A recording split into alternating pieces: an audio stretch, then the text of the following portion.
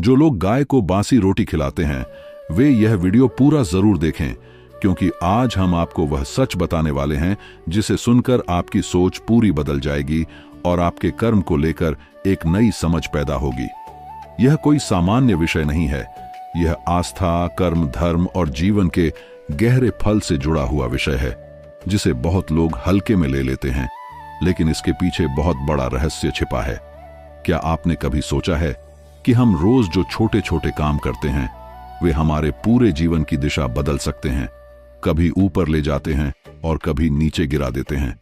कुछ लोग सोचते हैं कि गाय को बची हुई या बासी रोटी दे दी तो बहुत बड़ा पुण्य हो गया, लेकिन सवाल यह है कि क्या सिर्फ कुछ खिला देना ही पर्याप्त है या इसके पीछे भावना और तरीका भी महत्वपूर्ण है?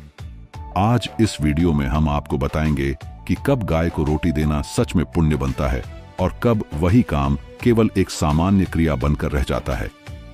अनिरुद्ध आचार्य जी महाराज जैसे संत अक्सर यह समझाते हैं कि दान का असली फल वस्तु से नहीं बल्कि भावना और नियत से तय होता है।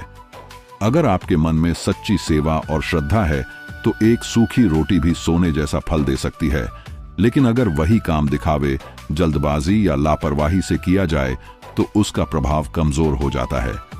गाय को केवल एक पशु नहीं माना गया है, उसे माता का दर्जा दिया गया है और हमारी संस्कृति में गाय को अत्यंत पवित्र माना गया है।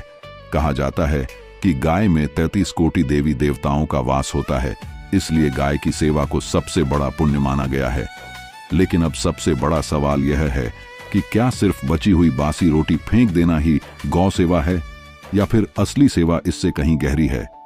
सही तरीका यह है कि रोटी ताजी हो या बासी, लेकिन उसे देने का भाव शुद्ध होना चाहिए। गाय के प्रति सम्मान होना चाहिए, उसे फेंकने की तरह नहीं देना चाहिए बल्कि आदर के साथ देना चाहिए। जब आप गाय के पास जाकर अपने हाथ से प्यार और श्रद्धा के साथ उसे भोजन कराते हैं तभी वह सेवा वास्तविक अर्थ में फलदायी बनती है। अब ध्यान से सुनिए, बहुत लोग सोचते हैं कि गाय को कुछ भी खिला दिया तो पुण्य मिल जाएगा, लेकिन शास्त्रों में स्पष्ट कहा गया है कि अगर कोई कार्य बिना भावना, बिना श्रद्धा और बिना समझ के किया जाए तो उसका फल अधूरा रह जाता है। यही कारण है कि कई लोग मेहनत तो बहुत करते हैं लेकिन जीवन में संतोष, शांति और सफलता की कमी महसूस करते हैं। सोचिए, एक गाय आपके घर के सामने खड़ी है, भूखी है, प्यास से परेशान है और आप उसके सामने रोटी फेंक देते हैं और तुरंत चले जाते हैं। क्या यही सेवा है या सिर्फ औपचारिकता है? या फिर आप उसी गाय के पास जाकर धीरे से उसे गौ माता कहकर अपने हाथ से भोजन कराते हैं और उसके प्रति कृतज्ञता व्यक्त करते हैं? फर्क केवल कार्य का नहीं बल्कि भाव का है। यही भाव हमारे कर्म को महान या साधारण बनाता है। इस वीडियो का सबसे बड़ा संदेश यही है कि धर्म कोई दिखावा नहीं है, धर्म एक आंतरिक भावना है जो हमारे हर छोटे काम में झलकती है। अगर आप अपने जीवन की छोटी छोटी क्रियाओं में भी शुद्धता, सम्मान और प्रेम रखते हैं तो आपका जीवन धीरे धीरे बदलने लगता है। लेकिन अगर आप इन्हीं चीजों को अनदेखा करते हैं तो कर्म केवल कर्म रह जाता है, उसका आध्यात्मिक फल कमजोर हो जाता है।